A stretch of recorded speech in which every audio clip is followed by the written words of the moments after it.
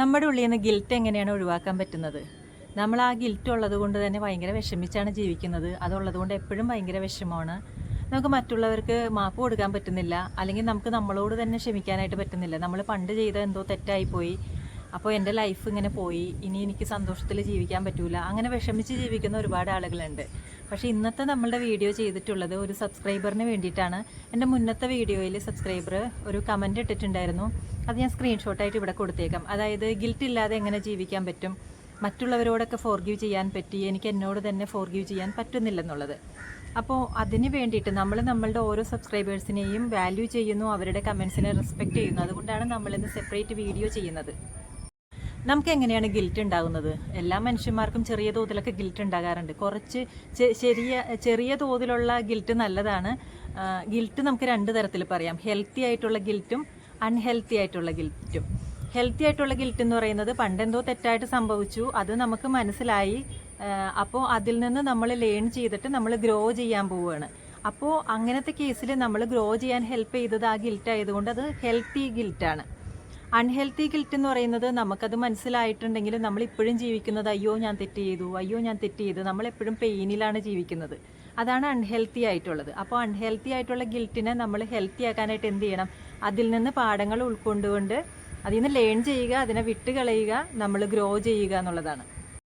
നമ്മൾ കുഞ്ഞായിരിക്കുമ്പോഴോ അല്ലെങ്കിൽ വളർന്നു വരുന്ന സമയത്തോ ലൈഫിൽ പല പല കാര്യങ്ങളും നടന്നിട്ടുണ്ടായിരിക്കും നമ്മളുടെ അറിവില്ലായ്മ കൊണ്ട്.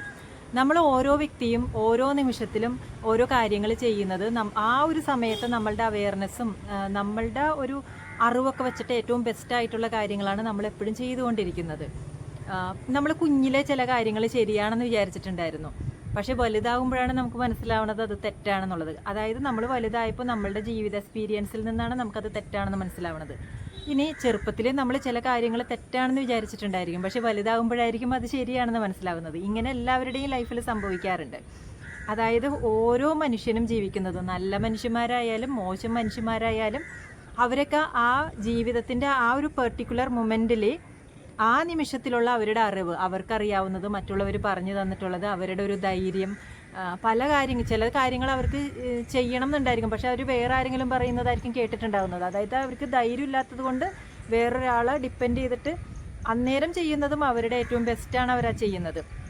ചില കൊലപാതകികളൊക്കെ ഉണ്ടല്ലോ, അപ്പോൾ അവർ കുറേ ക്രൈമൊക്കെ ചെയ്യുമ്പോൾ അവരുടെ ആ നിമിഷത്തിൽ അവരുടെ ബെസ്റ്റ് എന്ന് വിചാരിച്ചിട്ടാണ് അവരാ ചെയ്യുന്നത്. അതായത് തെറ്റായ രീതിയിൽ കാര്യങ്ങൾ മനസ്സിലായി, തെറ്റായ സാഹചര്യത്തിൽ വളർന്നു, അങ്ങനത്തെ ഒരു മൈൻഡ് സെറ്റിലുള്ള ആളുകളൊക്കെയാണല്ലോ ഇങ്ങനത്തെ കുറ്റങ്ങളൊക്കെ ചെയ്യുന്നത്.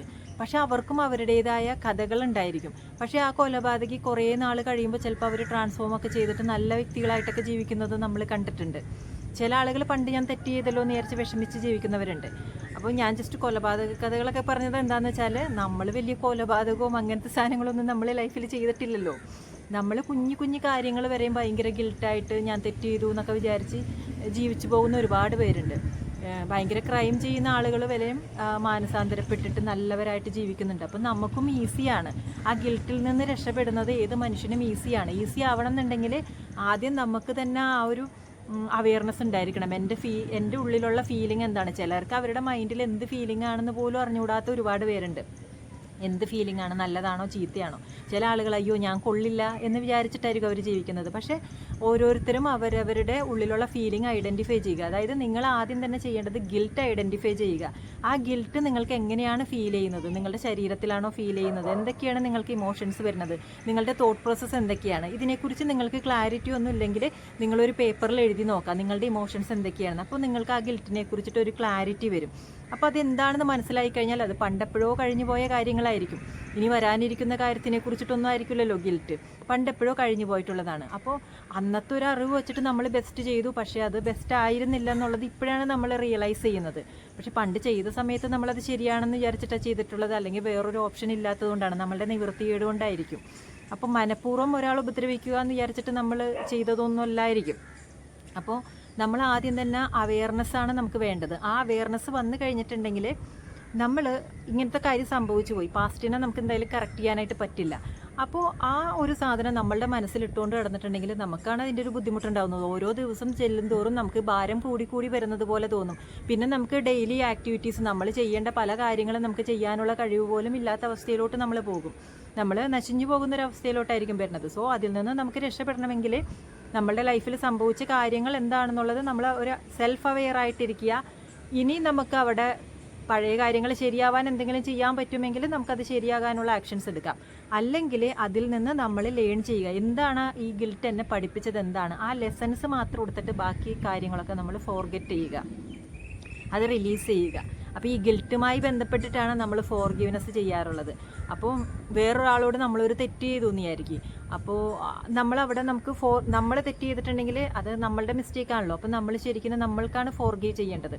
പക്ഷേ നമ്മൾ അന്നത്തെ അറിവിൻ്റെ ബെസ്റ്റാണ് ചെയ്തതെന്നുള്ളതും നമ്മൾ തിരിച്ചറിയുക. അപ്പോൾ നമ്മൾ തെറ്റ് ചെയ്തല്ലോ എന്ന് പറഞ്ഞിട്ട് നമ്മളിങ്ങനെ നമ്മളെ കുത്തിക്കൊണ്ടിരിക്കരുത്. അവിടെ നമ്മളൊരു സെൽഫ് കമ്പാഷനാണ്. നമ്മളുടെ ഫ്രണ്ടൊക്കെ വന്നിട്ട് നമ്മളോട് അവരുടെ എന്തെങ്കിലും വിഷമങ്ങൾ പറയുമ്പോൾ നമ്മൾ പറയില്ലേ, അയ്യോ സാരമില്ല പോട്ടെ, അത് നിനക്ക് അങ്ങനെ പറ്റിപ്പോയില്ല, നീ അത് വിട്ട് കളയുന്നൊക്കെ പറഞ്ഞ് നമ്മൾ ആശ്വസിപ്പിക്കുമല്ലോ. അതുപോലെ സെൽഫ് കമ്പാഷൻ എന്ന് പറഞ്ഞാൽ നമ്മളുടെ ഒരു പ്രശ്നം വേറൊരാൾ വന്നിട്ട് ആ പോട്ടെ സാരമില്ലെന്നും പറഞ്ഞാൽ നമ്മളുടെ ഷോൾഡറിൽ ഒരു തട്ടിയാൽ ചിലപ്പോൾ മാറിയിരിക്കും. പക്ഷെ അങ്ങനെ തട്ടാൻ ആരും ഉണ്ടായിരിക്കില്ല. അങ്ങനെ ആരും ഇല്ലെങ്കിൽ ആ തട്ടുന്ന ആൾ നമ്മൾ തന്നെയായിരിക്കണം. സെൽഫ് കമ്പാഷൻ, നമ്മളോട് തന്നെ കമ്പാഷൻ കാണിക്കണം. അപ്പോൾ സെൽഫ് കമ്പാഷൻ കാണിക്കണം എന്നുണ്ടെങ്കിൽ നമുക്ക് സെൽഫ് ലവ് ഉണ്ടായിരിക്കണം. അപ്പോൾ ഇത് പ്രാക്ടീസിലൂടെ മാത്രമേ നമുക്ക് നടക്കുള്ളൂ. ഒരു ഒറ്റ സുപ്രഭാതത്തിൽ നമുക്ക് ഗിൽറ്റ് അവസാനിപ്പിക്കാൻ പറ്റില്ല.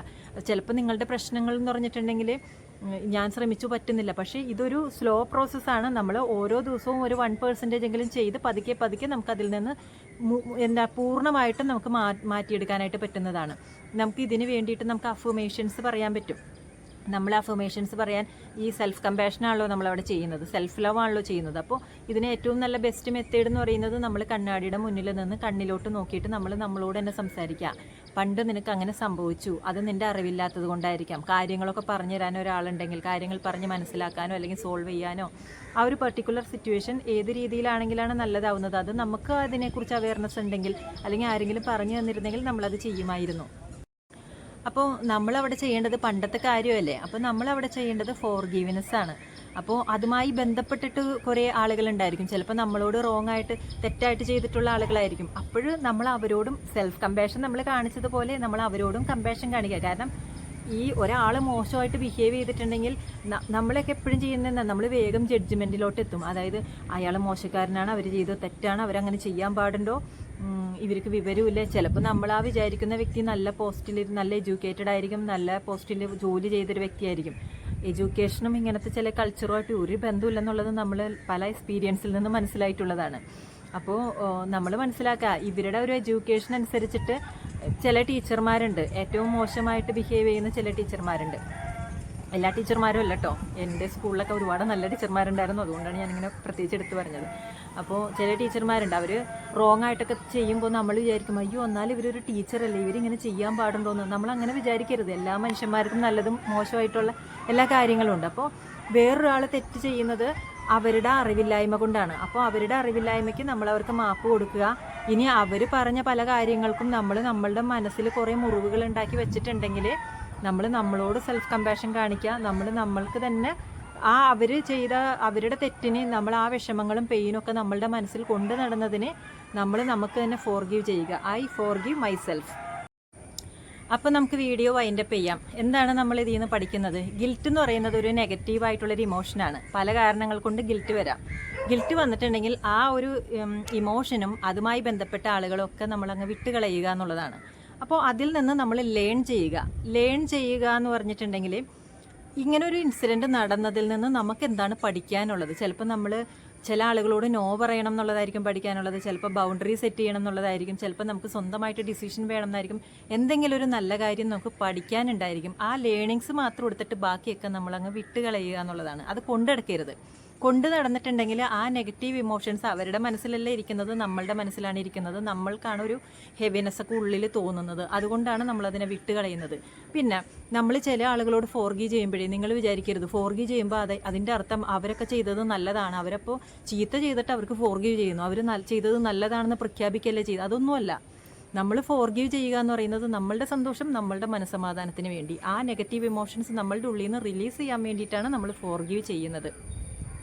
മറ്റുള്ളവർക്ക് ഫോർഗീവ് ചെയ്യാനായിട്ട് നമുക്ക് ഈസി ആയിരിക്കും. നമുക്ക് ചിലപ്പോൾ നമ്മളോട് തന്നെ ഫോർഗീവ് ചെയ്യാനായിരിക്കും ഏറ്റവും ബുദ്ധിമുട്ട്. കാരണം എന്താണെന്ന് വെച്ചാൽ ഇത്രയും വർഷങ്ങൾ നമ്മളുടെ അറിവില്ലായ്മ മൂലം ആ ബുദ്ധിമുട്ടും പ്രയാസങ്ങളും ആ ഇൻസിഡൻറ്റൊക്കെ മനസ്സിലിങ്ങനെ കുത്തിക്കയറ്റി നിറച്ചിട്ട് നമ്മളുടെ ലൈഫിൽ നമുക്ക് എന്തെല്ലാം മനോഹരമായ കാര്യങ്ങൾ ചെയ്യാൻ പറ്റുമായിരുന്നു.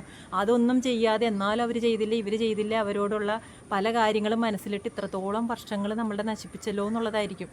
അപ്പോൾ ഇപ്പം നമ്മൾ ഈ പ്രസൻറ്റ് മൊമെൻറ്റിൽ നമുക്ക് എന്ത് ചെയ്യാൻ പറ്റുമെന്ന് പറഞ്ഞാൽ പാസ്റ്റിനെ റിലീസ് ചെയ്യുക. Affirmation: past is past, it's over, I start A new journey, I release my past. ഇതൊക്കെ നിങ്ങൾക്ക് അഫർമേഷനായിട്ട് യൂസ് ചെയ്യാം. I forgive myself, I forgive dum, I let go, I move on. ഈ അഫർമേഷനൊക്കെ നമ്മൾക്ക് യൂസ് ചെയ്യാവുന്നതാണ്. പിന്നെ നമുക്ക് കുറേ റെസിസ്റ്റൻസ് തോന്നും ഈ ഗിൽറ്റിനെയൊക്കെ നമ്മുടെ ഉള്ളിൽ നമുക്കറിയില്ല എന്താണ് ഏതാണെന്ന് അറിയില്ല, പക്ഷേ ഉള്ളിൽ ഭയങ്കര ഹെവിനെസ്സും ഭയങ്കര ബുദ്ധിമുട്ടൊക്കെ തോന്നും. അത് നമ്മളുടെ റെസിസ്റ്റൻസ് ആണ്. കാരണം നമ്മൾ ഇത്ര നാളും കൊണ്ടുനടന്നിട്ടുള്ളൊരു സാധനത്തിനെ റിലീസ് ചെയ്യാനായിട്ടൊരു റെസിസ്റ്റൻസ് ഉണ്ടായിരിക്കുമല്ലോ. അപ്പോൾ നമ്മൾ പറയാം I release my resistance, I am willing to release my resistance എന്നുള്ളൊരു അഫർമേഷൻ എടുക്കാം. അപ്പോൾ അഫർമേഷൻസ് കുറേ അഫർമേഷൻസ് ഉണ്ട്, നിങ്ങൾ ഗൂഗിൾ ചെയ്താലൊക്കെ കിട്ടും. അപ്പോൾ നിങ്ങൾക്ക് ഏറ്റവും ആപ്റ്റായിട്ടുള്ള അഫർമേഷൻസ് എടുക്കാം. സെൽഫ് കമ്പാഷൻ നിങ്ങൾ പ്രാക്ടീസ് ചെയ്യുക. നിങ്ങളോട് തന്നെ നിങ്ങൾ ആശ്വാസം ഉള്ള രീതിയിൽ നിങ്ങൾ സംസാരിക്കുക. അപ്പോൾ പതുക്കെ പതുക്കെ, ഒറ്റയടിക്കല്ല, പതുക്കെ പതുക്കെ നമുക്ക് ഫോർഗീവ് ചെയ്യാനായിട്ട് പറ്റും. I forgive myself, I am free, I set myself free എന്നൊക്കെയുള്ള ഒരു അഫർമേഷൻ നിങ്ങൾക്ക് യൂസ് ചെയ്യാവുന്നതാണ്. സോ ഇന്നത്തെ വീഡിയോ ഇവിടെ അവസാനിക്കുന്നു. ഇനി വേറെ ഏതെങ്കിലും ആളുകൾക്കൊക്കെ സംശയങ്ങളുണ്ടെങ്കിൽ ചോദിക്കാം, നമ്മളതും വീഡിയോ ആയിട്ട് ചെയ്യുന്നതായിരിക്കും.